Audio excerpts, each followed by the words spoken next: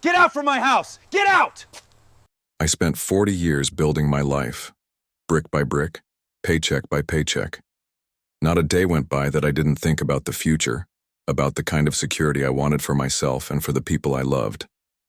I worked with my hands, sweat through, summers froze through winters, and saved every dollar I could manage to put aside. I wasn't aiming for luxury, just peace. A quiet, comfortable retirement. No more alarm clocks, no more backaches from long hours on my feet. Just enough to breathe, to rest, maybe to travel a little, but everything I built, everything I sacrificed for vanished in an instant. And the worst part? I gave it away.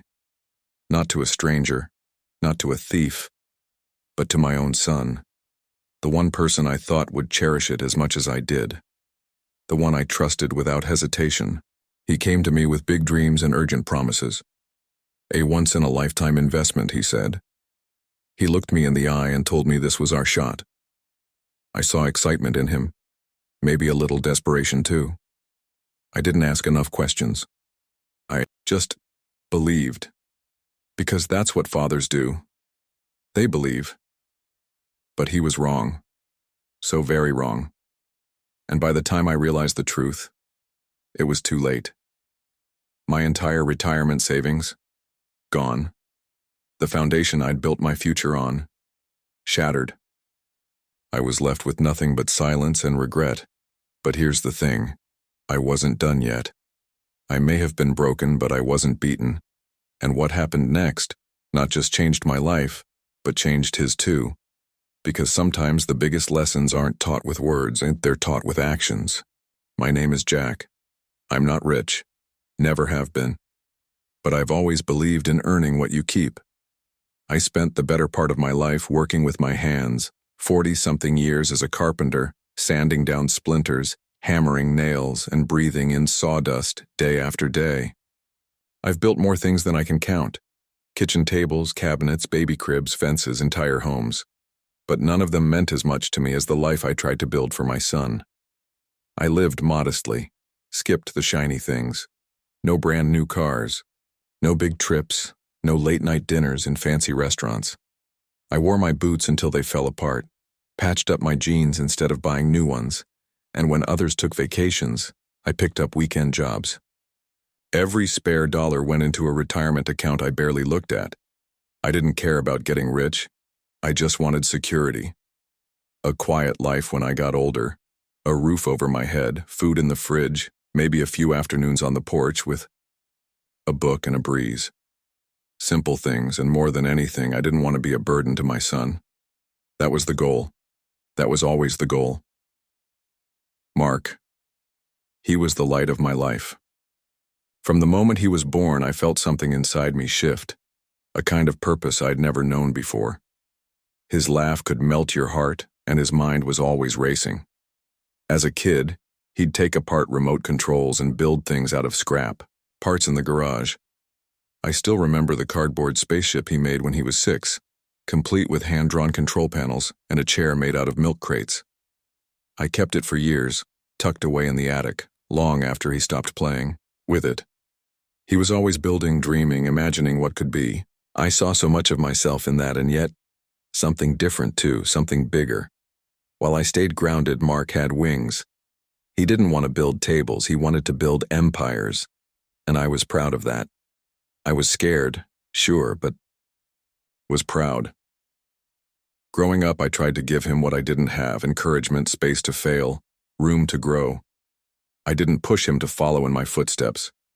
I told him to chase his own dreams, but to remember this: hard work beats shortcuts. It was a lesson I'd learned the long way. Life doesn't hand you anything. You show up, you sweat, you stay humble, and eventually, something grows from that. But maybe I should have said it louder. Maybe I should have said it more often. I knew Mark had big ideas. He was smart, scored well in school, started side hustles in college, always talking about new apps, new markets, new trends. His world was faster than mine. While I used tape measures and wood glue, he used algorithms and forecasts. I didn't always understand what he was chasing, but I wanted him to know I believed in him. I really did. Still, the older I got, the more I started to feel the weight of time. My back ached more than it used to. My hands, once steady, began to stiffen in the cold. I stopped taking big projects, cut down my hours. I pulled out the retirement binder I kept tucked away in the drawer under my socks, a worn-out folder filled with bank statements, notes scribbled in pen, and reminders to update passwords. I had enough saved to get by. Not enough to thrive, but enough to survive. And I was proud of that. It wasn't easy, especially as a single father. Mark's mother passed when he was just 9. Cancer. Quick. Unforgiving. From that day forward, it was just the two of us, and I promised myself that I'd take care of him no matter what. Our home was small but warm. The walls were lined with photos of birthdays and holidays, hand-drawn cards that said, "One Dad," little trophies from Mark's soccer days. The kitchen still had the dent in the fridge door from when he rode his skateboard inside. The garage was my haven, tools hanging neatly on the wall, a thick layer of sawdust coating the floor like snow in a winter cabin. I used to joke that I could build a cathedral with just my hands and the junk in that garage. But I hadn't been out there much lately. Retirement had come slowly, quietly. Less noise, fewer customers, a lot of long afternoons. I told myself, it was a blessing. I'd earned the rest, but sometimes I missed the rhythm, the purpose, the sound of a hammer echoing in the stillness. That's where I was in life when Mark came to me with his big idea. He was buzzing with energy, pacing, the living room like he'd just discovered gold. He started talking about an opportunity, something called DeFi, or maybe it was crypto staking or smart contracts. I honestly couldn't keep up. He had charts on his phone, screenshots of people making thousands overnight, graphs that shot up like rocket ships. "Dad, this is it," he said. "This is the one. I just need a push, a little capital to get in at the right time." I didn't say yes immediately. I sat with it, thought about it for days, looked at my retirement papers, looked at him. Part of me was cautious, but a bigger part, the father in me, just wanted to help. I wanted to be the wind beneath his wings one last time, and he was so sure, so certain that this was the future. I remembered being young and full of fire like that even if I'd never bet everything on it. So I made a choice. One I thought was rooted in trust, in love, in belief. I handed him the check. Everything I'd saved over 4 decades. $128,000. It was terrifying, but it also felt, in a strange way, like a gift, like passing the torch. What I didn't know was that the fire I was handing him would burn everything down. It started with a conversation that, in hindsight, I wish I had recorded. Maybe not with a camera, but with sharper memory. A conversation where trust outshouted doubt, where love drowned out caution. Mark came to me late one evening, eyes lit up in that same way they used to when he was a kid, when he'd just figured out how to take apart the toaster and rewire it, or when he stayed up all night building Lego cities on the living room floor. But this time it wasn't a plastic spaceship or a science fair project. It was a business pitch, a real one, or at least he made it sound real. He was talking fast, the words spilling over each other. He had charts on his phone, screenshots from influencers, stories about investors tripling their money in weeks. "It's DeFi, Dad. Decentralized finance. We're on the edge of a new economy," he said. I nodded like I understood. I didn't. He said it wasn't just about crypto, it was bigger than that. Artificial intelligence, real estate tokenization, a new platform launching that week. "It's the future, and we're getting in on the ground floor," he said. I asked questions. Maybe not enough, but I tried. They thought "What they got happens away if it with it, fails?" but I "It waited. won't," he replied I without waited hesitation. a long time for this. "I've run the numbers. All I need is capital, a stake big enough to see real returns. That's what's been holding me back. But if I had just a little more..." His voice trailed off, and I saw it in his eyes. Hope, desperation, ambition, and something else I couldn't name at the time. I should have said no. I should have slowed everything down. But the truth is, part of me wanted to believe. Not just in the scheme, but in him. I saw my son standing there not as a boy anymore, but as a man trying to carve out his future. He wasn't asking for a handout, at least not in his mind. He was asking for belief, for partnership, for faith. So I gave it. I transferred the funds the next day, all of it. My entire retirement savings, over $120,000, wired into an account I couldn't access, tied to a project I didn't understand. "You won't regret this, Dad," he said as we hugged. "This is going to change everything." And it did. Just not the way he promised. At first, things seemed fine. He was upbeat, sending me weekly updates, links to articles, podcasts with fast-talking hosts claiming this was the next revolution. "We're up 20% already," he texted me one night. I smiled. Maybe this would actually work. Maybe my sacrifice had set him on a path I could be proud of. But weeks turned into months, and the messages started slowing down. The updates got, "Ig, it's a bit volatile right now," he said, "but that's normal for the space." I asked if he'd pulled any profits. "Not yet," he replied, "but soon." Then he stopped calling altogether. No updates, no texts, just silence.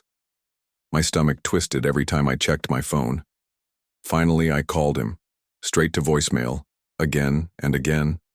Days passed, then a week. When he finally picked up, his voice was small, cracked. "Dad?" he started, and I already knew. He didn't need to say the words, but he did anyway. "It's gone. Gone." Just like that. All of it. He tried to explain. Market crashes, a rug pull, liquidity problems, technical glitches, but none of it mattered. None of it brought the money back. I asked him how. How could this happen? "It was supposed to rebound," he said. "They told us to hold. I didn't want to sell at a loss. I didn't scream. I didn't curse. I just sat there on the other end of the phone, staring at the wall of my empty garage, hearing the sound of sawdust being swept out of my future." I hung up without saying goodbye. The next few days were a blur. I walked through the house like a ghost, looked at my retirement papers like they were artifacts from another life. The refrigerator buzzed louder than usual. The floor creaked in places I never noticed before. I felt stupid, not angry, not even sad at first, just embarrassed. I had spent decades building a life with care, with intention, and I threw it away in a single decision. And what made it worse? I did it for love, for family, for a son who now couldn't even look me in the eye. Mark didn't visit. He didn't call again. When I reached out, he said he was dealing with it, trying to find another way to recover the loss. I didn't ask what that meant. I didn't want to know. In the meantime, bills kept coming. My savings were drained. I had to make changes fast. I canceled the monthly cleaning service, sold some old tools, cashed out a small life insurance policy. Pride took a backseat to survival. I even considered selling the house. That thought made me physically sick. This home, the one I'd raised, him in, the one with my wife's last handwritten note still tucked in the kitchen drawer, was all I had left that felt permanent. What hurt more than the money was the silence, the distance that grew between us. The boy who once ran through the backyard with scraped knees and wild dreams now treated me like a reminder of his failure. And maybe I was. Maybe we were both victims of a world that rewards risk over reason. But it didn't make it right. I started to wonder, how much of this was my fault? Did I enable him? Did I set an example that made him think shortcuts were okay as long as the cause was noble? Or was he just blinded by the promise of easy success, like so many others in his generation, raised on stories of viral millionaires and crypto kings? The hardest part wasn't the loss, it was the betrayal. Not because he intended to hurt me, but because he didn't think it could. He believed so blindly in his vision that he forgot there was a real person, his father, on the other side of that wire transfer. He didn't see my retirement, my sweat, my sleepless nights. He saw numbers, fuel, a launch pad for a dream that was never grounded to begin with. That's when I knew things couldn't stay the same. I couldn't just sit and wait for life to apologize. I had to do something, not for revenge, Not even for redemption, but to remind myself of who I was before the loss, before the silence, before I handed everything over and forgot how to hold on to something for myself. The days after I learned the truth became a strange blur of stillness and noise. The silence between me and Mark was deafening, but inside my own mind, everything was loud, rattling with questions, doubts, and echoes of conversations I now replayed over and over. I couldn't help but go back to that moment, the way he looked at me with confidence when he pitched the investment, the way I nodded like I understood, the pride in his voice, and the blind faith in mine. I kept asking myself, was I wrong to trust him? Or worse, was I just desperate to feel useful again? The quiet in the house got heavier. I'd walk into the garage and run my hand along the edge of my old workbench, the one I hadn't used in months. A thin layer of dust had settled like an accusation. I couldn't bring myself to work on anything. Every unfinished project stared back at me like a reminder of what I'd lost, not just money but purpose. I began to question everything. I had built a life with structure, with discipline. I had chosen the slow, honest path, and it felt like I was the one who ended up punished for it. What cut deeper than the financial loss was the absence of my son. Mark didn't disappear completely, but when he reached out, it was like talking to a stranger. He spoke in brief, guilt-ridden fragments. "I'm sorry, Dad. I didn't mean for this to happen. I really thought it was going to work. I'm trying to make it right." But those words, they felt rehearsed, hollow. I wasn't sure if he was apologizing to me or trying to quiet the guilt in his own head. Every phone call ended awkwardly. Every visit was shorter than the last. He couldn't look me in the eye. One night I sat in the living room with an old photo album in my lap. It was full of images of Mark growing up, birthday parties, camping, trips, his high school graduation. There was one photo in particular I kept staring at. Mark at around 10 years old, sitting cross-legged on the garage floor, proudly holding up a birdhouse we'd built together. His grin stretched from ear to ear. That birdhouse is still in the backyard tree, weather-worn and leaning slightly to the left. That boy, that version of him. I missed him terribly. I missed the days when love was simple, when the bond between us felt unshakable. But now things were different. I saw a man who had become so consumed by ambition and urgency that he couldn't see the cost of his choices. And I saw myself, someone who had unknowingly fed that fire. I gave him the tools, the encouragement, the trust. Maybe I had been too generous with my faith. Maybe I'd wanted so badly for him to succeed that I ignored the warning signs. But isn't that what fathers do? We believe, even when we shouldn't. We try to catch them before they fall, even if it means falling with them. What I didn't expect was how the outside world would begin to close in too. Friends I used to see at the hardware store started asking questions. "Retired now, huh? Still keeping busy?" I lied. I told them I was enjoying downtime. I didn't have the heart to tell them I was scraping by, living off the little I had left after Mark's collapse. I didn't want the pity. I didn't want to be the father who got taken advantage of by his own child.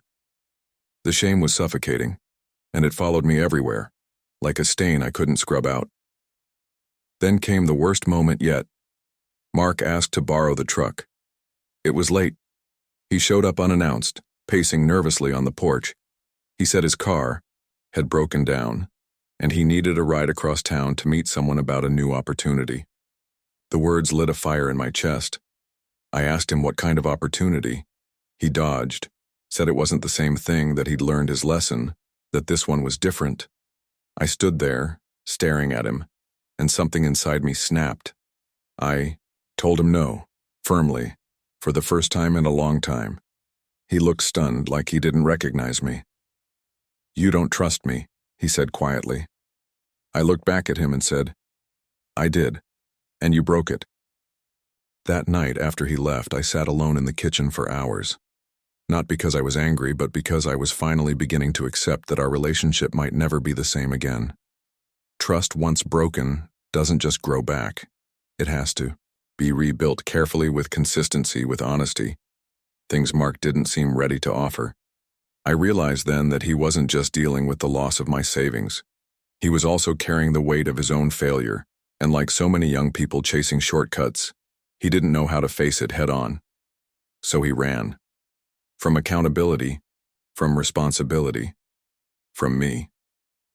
But the story wasn't over. Not for either of us.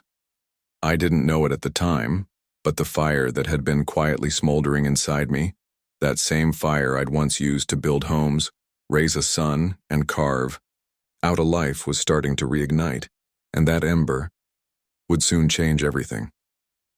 After that night, after I refused to hand over the truck, after I looked my son in the eye and told him I didn't trust him anymore, something shifted inside me. It wasn't anger, not exactly. It was something colder, heavier, a sense of finality. I wasn't just dealing with a bad investment or a blown retirement plan anymore. I was grieving something much deeper.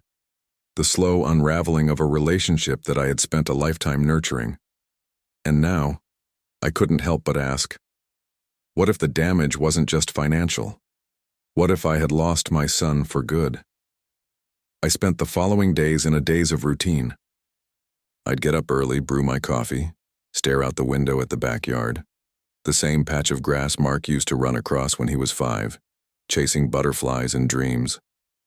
The silence in the house felt thicker than ever. I moved slowly, almost afraid to disturb the stillness.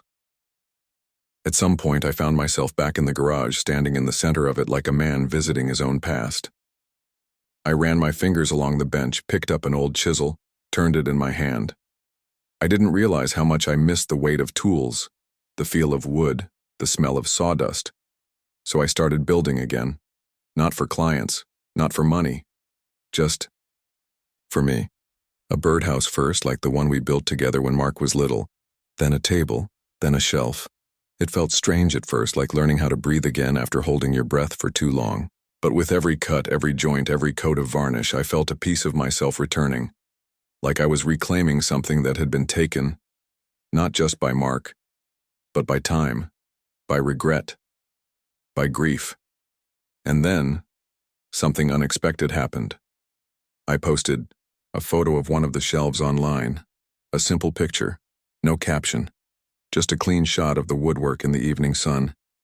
The next day, a message came through from a stranger.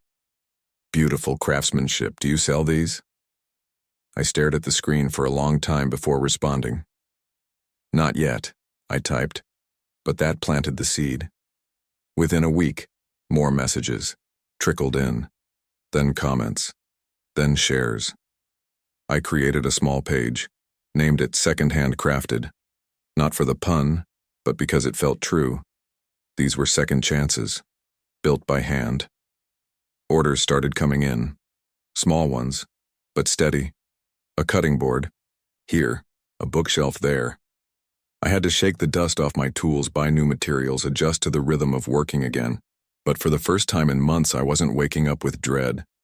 I had something to look forward to. Something that didn't rely on blind faith or fast promises. Just honest work. Work I understood. Mark didn't know about any of this, at least not at first. I didn't tell him, didn't feel the need to. Part of me was still holding back, still wounded, but the more I built, the more I healed.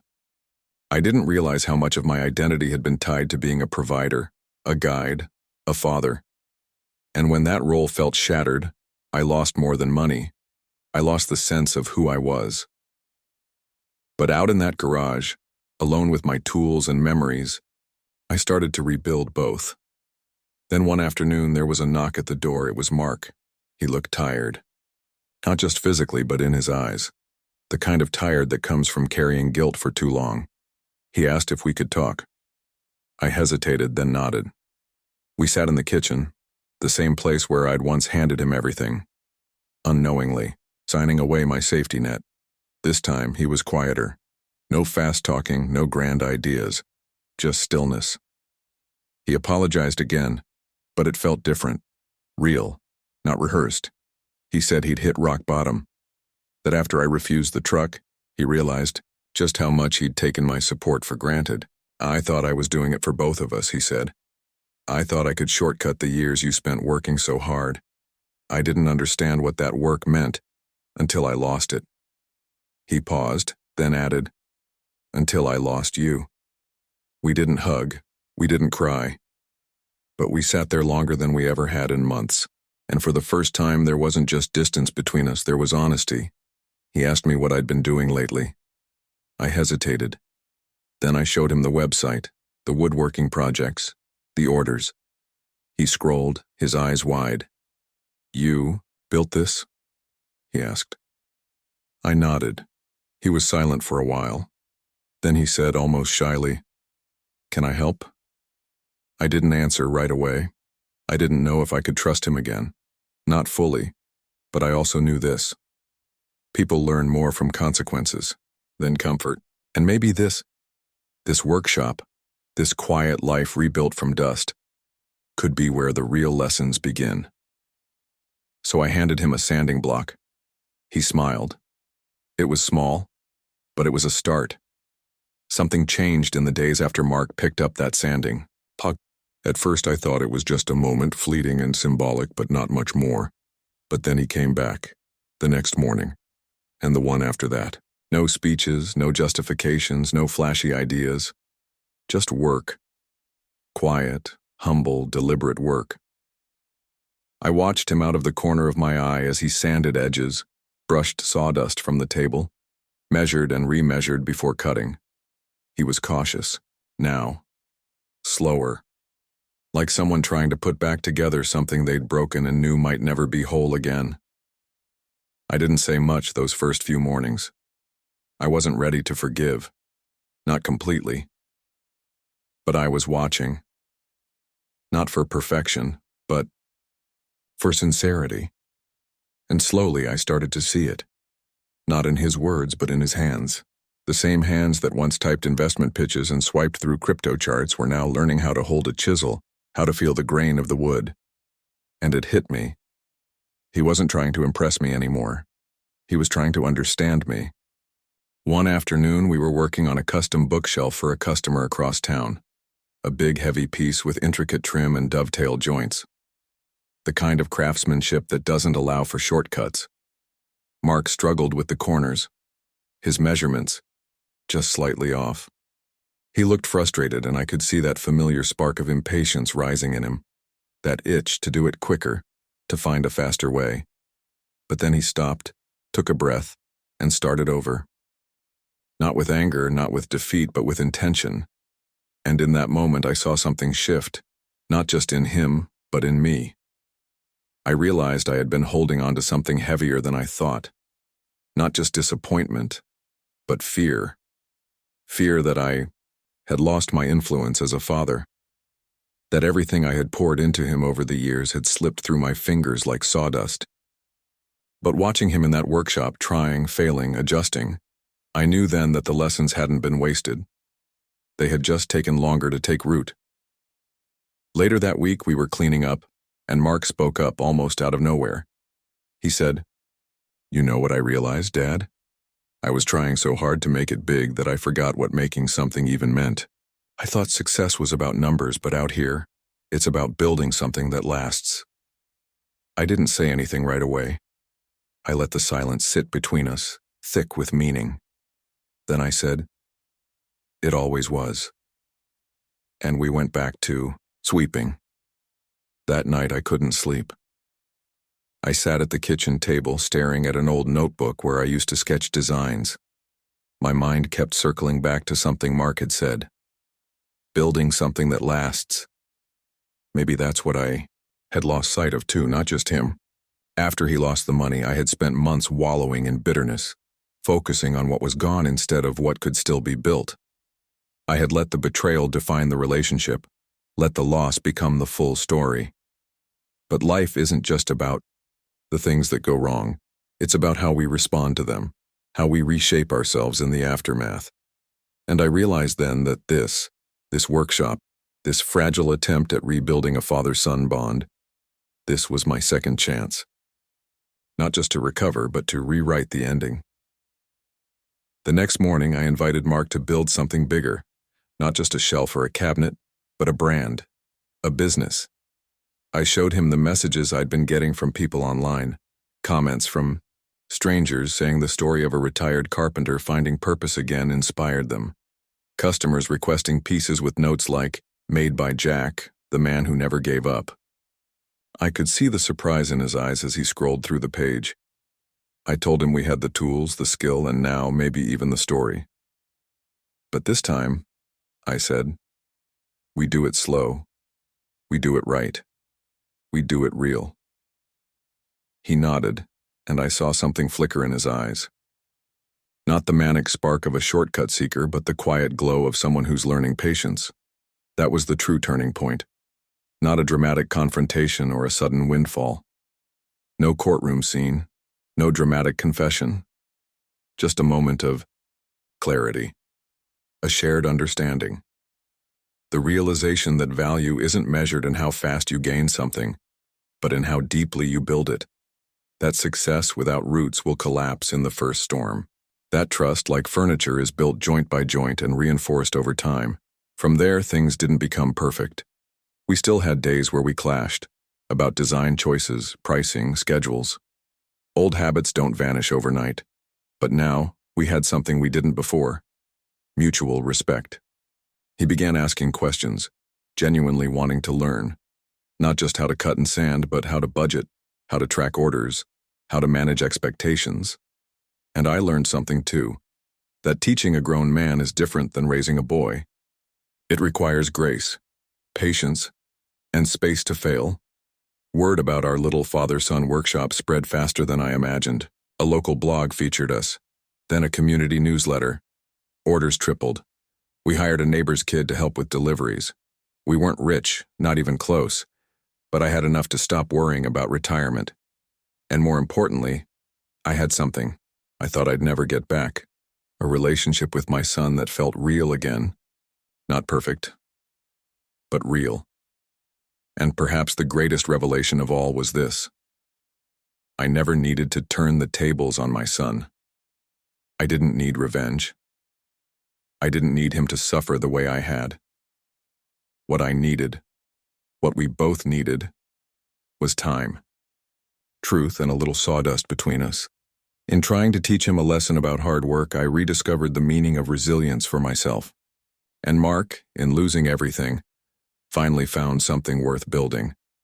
The business started to grow, not fast, not wildly, but steadily, like a tree that had weathered its first storm and was finally reaching for the sun. We named it Second, handcrafted, not just for the cleverness, but for the truth of it. Everything we made had history in it. Not just reclaimed wood, but reclaimed trust, reclaimed purpose.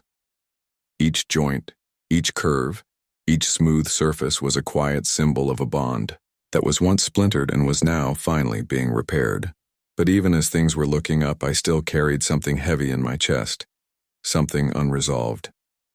It came to a head one Sunday morning.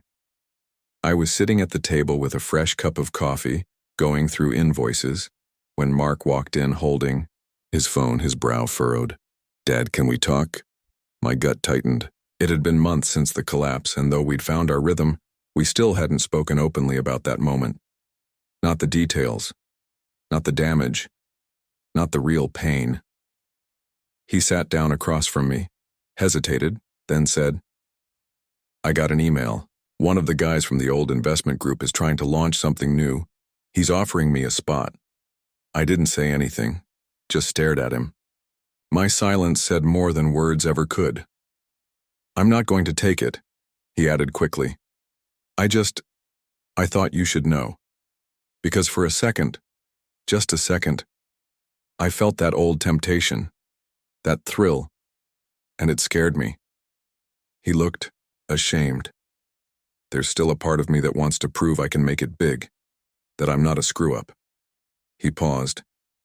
"I know I don't deserve your trust back, but I'm trying to earn it, one day at a time." And there it was. The moment I'd been waiting for, not a grand apology, not a business win, but truth. Raw, humble, unguarded truth. I looked at him, not as the man who lost my savings, but as the son who had finally found the courage to be honest, with me and with himself.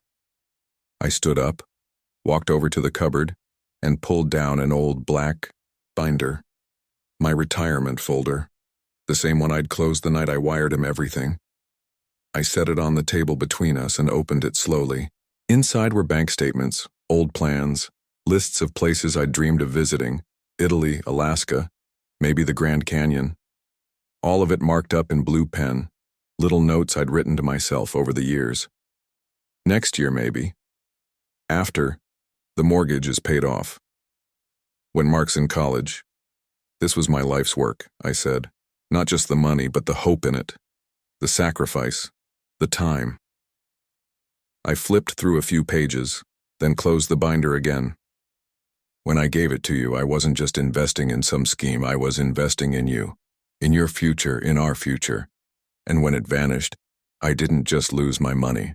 I lost my footing. I lost us. Mark sat there silent, his eyes wet. But, I continued, this workshop we've built, it's not just a business, it's proof that some things, some people, can be rebuilt, slowly, carefully, with real effort. Then I handed him the binder. I want you to keep this, not as a punishment, not as a reminder of failure, but as a promise. That's what we build from here on out. We build with care, with respect, with both hands and heart. He nodded and, for the first time in a long while, I saw peace in his face. The next week brought something we never expected. We were invited to speak at a local business fair, just a small panel about family-owned startups. The organizer had seen our story in a neighborhood newsletter and thought it was inspiring. I almost said no. Public speaking wasn't my thing. I'd spent my life behind the scenes, letting my work speak for me. But Mark encouraged it. Let's tell the story, he said. Not to sell anything, just to show what starting over looks like. So I agreed. The morning of the event, we loaded up a few of our finest pieces into the truck. A handcrafted coffee table, a walnut bookshelf, a custom bench carved with the words, "Built with Purpose." The venue was a modest conference room, packed with small business owners, vendors, and curious locals. Our display was tucked in the back, but people gravitated toward it, drawn in by the polish, the simplicity, and the quiet authenticity that seemed to cling to each surface. When it came time for us to speak, I could feel my heart pounding. Mark went first. He talked about the business, the process, the passion. Then, unexpectedly, he turned to me and said, "But this didn't start with me, it started with him." And he handed me the microphone. I froze for a second.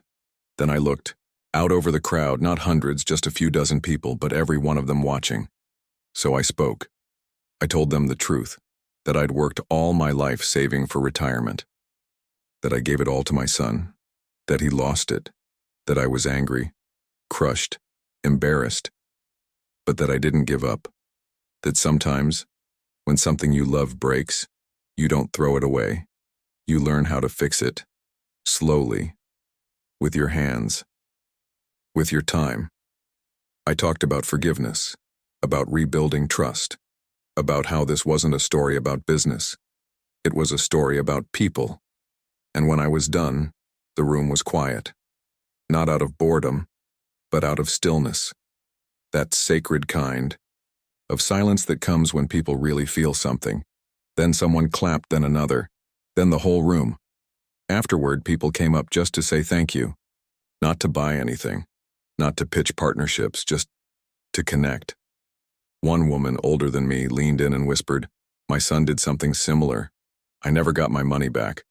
But now, maybe I can get something else."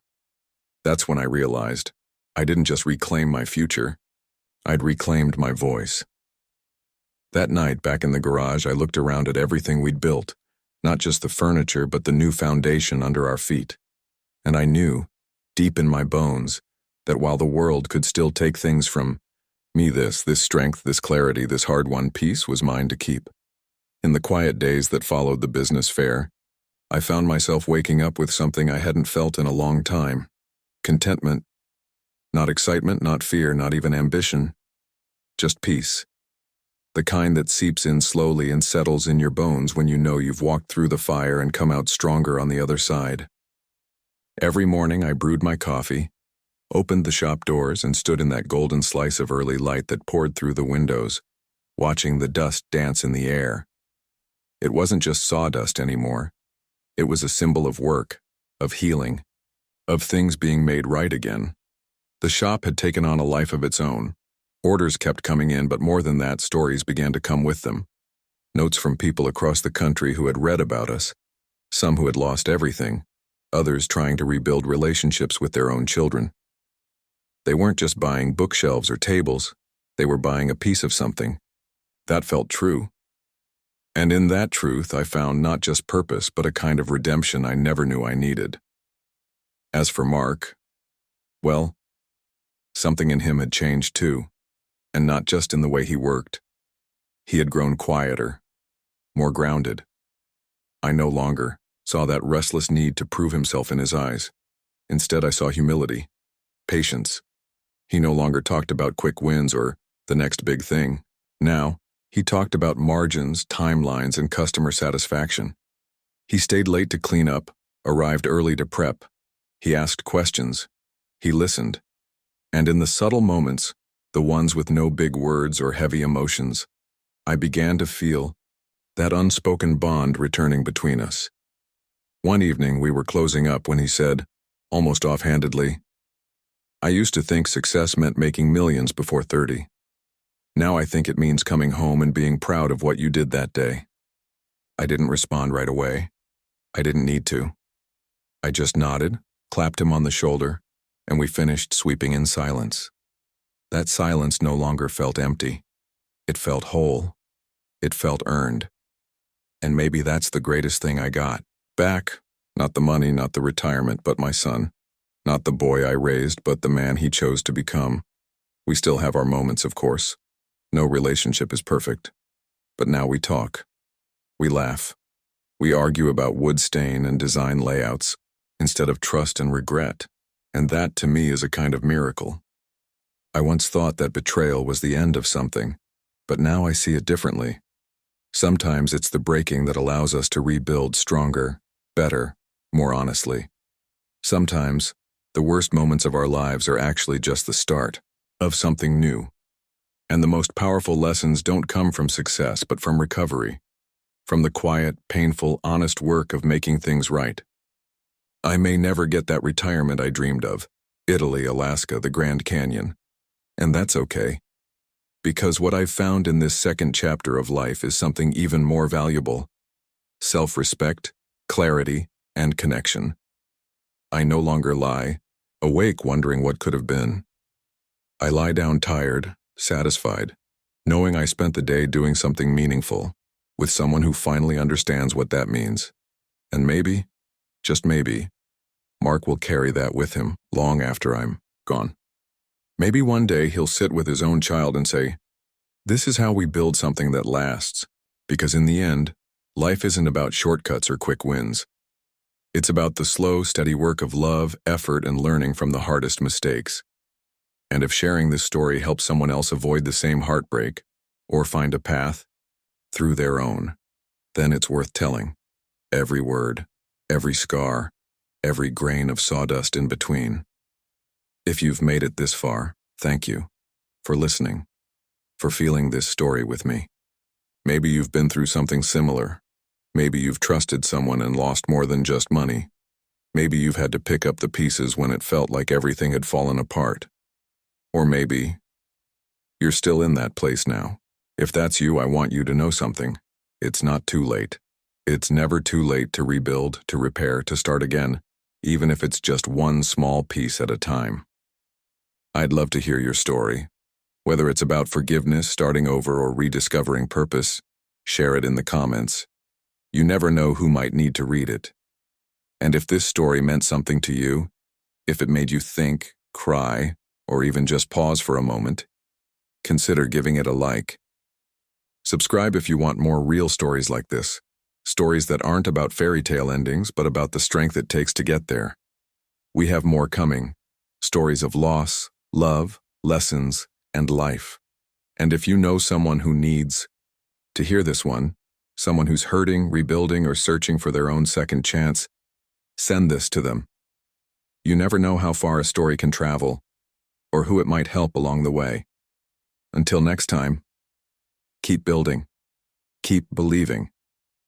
And remember, sometimes the hardest stories are the ones that bring us back home.